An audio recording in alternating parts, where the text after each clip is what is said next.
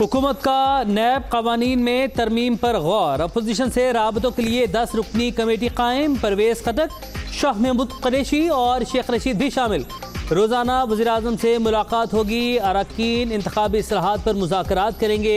मईशत और रोज़गार की फराहमी के हवाले से तजावीज़ भी देंगे।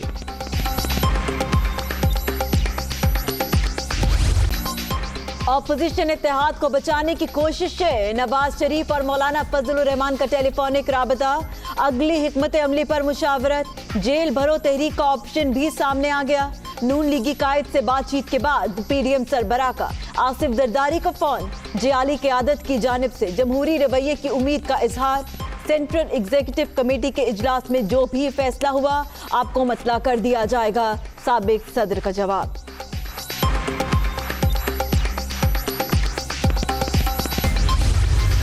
बड़े कमज़ोर बात होती है कि मैं अब जेल नहीं जा सकता, मैं कैसे लड़ूंगा। फिर आप इस मैदान में है क्यों? सियासत बुज़दिली का नाम नहीं, मोर्चे जंग में तब्दील होते रहते हैं। नई हिकमत के साथ दोबारा हमले की नीयत से पीछे आ गए तो इसमें फिर कोई गुनाह नहीं। हमारे मुल्क पर एक नाजायज़ हुकूमत मुसल्लत कर दी है। 5 साल गुजर जाएंगे और आप यही कहते रहेंगे अपनी नाअहली तस्लीम करो और इक़्तिदार छोड़ जाओ। जो जेल नहीं जा सकता वो सियासत में क्यों है? ये बुज़दिली का नहीं, बर्दाश्त का काम है। जंग में मोर्चे बदलते रहते हैं। हम नई हिकमत अमली के साथ हमला करने के लिए पीछे आए। सब साथ चले या कोई एक अलग हो जाए, तहरीक नहीं रुकती। हुक्मरान कब तक पिछली हुकूमतों पर इल्ज़ाम लगाते रहेंगे? नाअहली तस्लीम करें, इस्तीफ़ा दें और घर चले जाएं। मौलाना फजलुर रहमान का इस्लामाबाद में खिताब।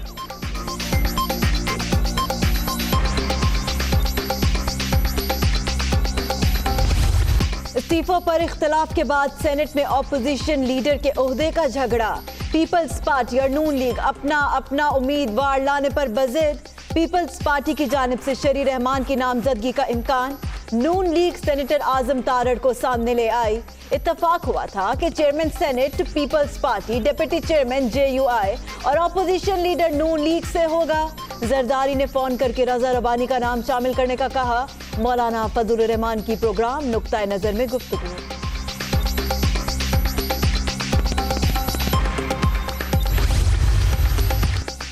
इस्तीफे देने हैं या नहीं, पीपल्स पार्टी 4 अप्रैल को फैसला करेगी। सेंट्रल एग्जीक्यूटिव कमेटी का इजलास रावलपिंडी में तलब। इस्तीफों की बात पर कायम है। जरदारी की गुफ्तगू नवाज शरीफ की तकरीर के जवाब में थी।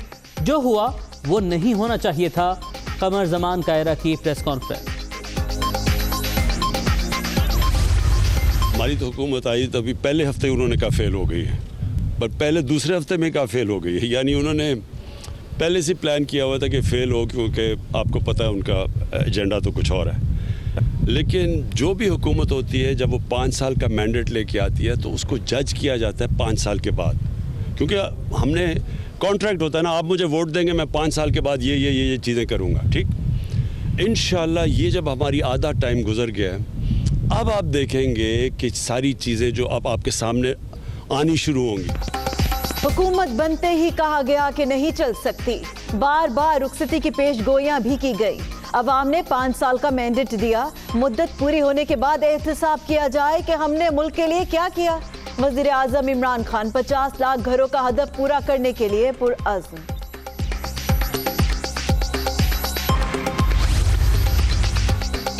नया पाकिस्तान हाउसिंग प्रोग्राम के तहत ख्वाबों की ताबीर, मेहनत कश तबके को घर और फ्लैट्स अलॉट करने की तकरीर। वज़ीर आज़म का तामीर शुदा फ्लैट्स का मुआयना। पहले मरहले में 1008 फ्लैट्स और 500 घर शामिल।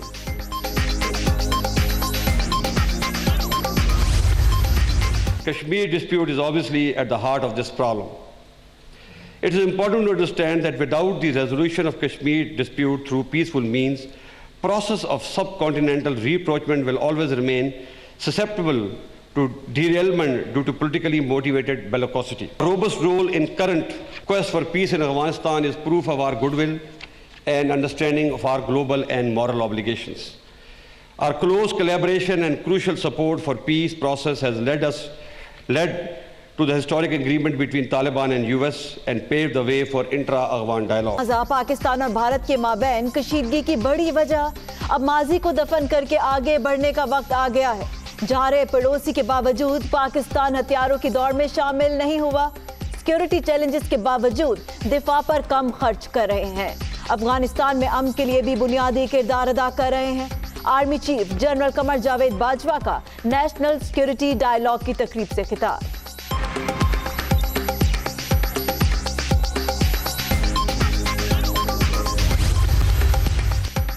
कुवैती वजीर खारजा का दौरा पाकिस्तान, वजीर आजम और पाकिस्तानी हम मनसब से मुलाकात है।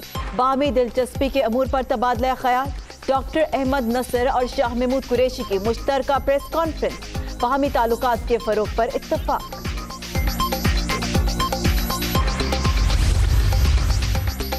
वज़ीर आज़म ने भी कोरोना वैक्सीन लगवा ली। मुहलिक वायरस की तीसरी लहर खतरनाक, अवाम SOPs पर अमल दरामद यकीनी बनाएं। इमरान खान की अपील।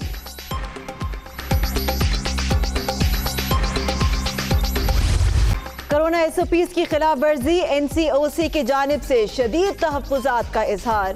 दोबारा सख्त पाबंदियों का इंदिया। मुल्क में मुस्बत केसेस की शरह 7.5% से भी तजावुज़। हेल्थ गाइडलाइंस पर अमल दरामद का जायजा लेने की भी जरूरत है। असद उमर के ज़ेर सदारत इजलास को ब्रीफिंग।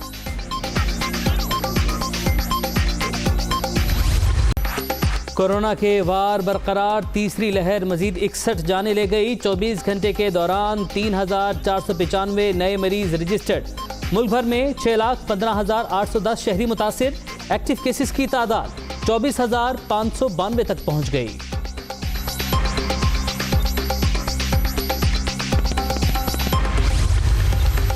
पंजाब छप्पन कंपनी स्कैंडल में बड़ी पेशरफ्त। नाकिस कारकर्दगी की हामिल और बिला वजह बनाई गई कंपनीज बंद करने का हुक्म। गैर जरूरी इदारे सरकारी खजाने का ज़िया। जिनकी जरूरत है उनके बिजनेस प्लान का सरेनौ जायजा लिया जाए। वजीर आजम की हिदायत।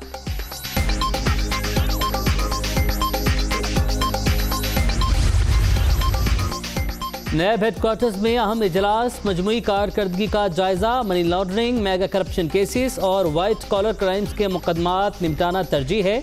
अरबों की लूटमार करने वालों के खिलाफ कानून अपना रास्ता खुद बनाएगा। चेयरमैन जावेद इकबाल का खिताब।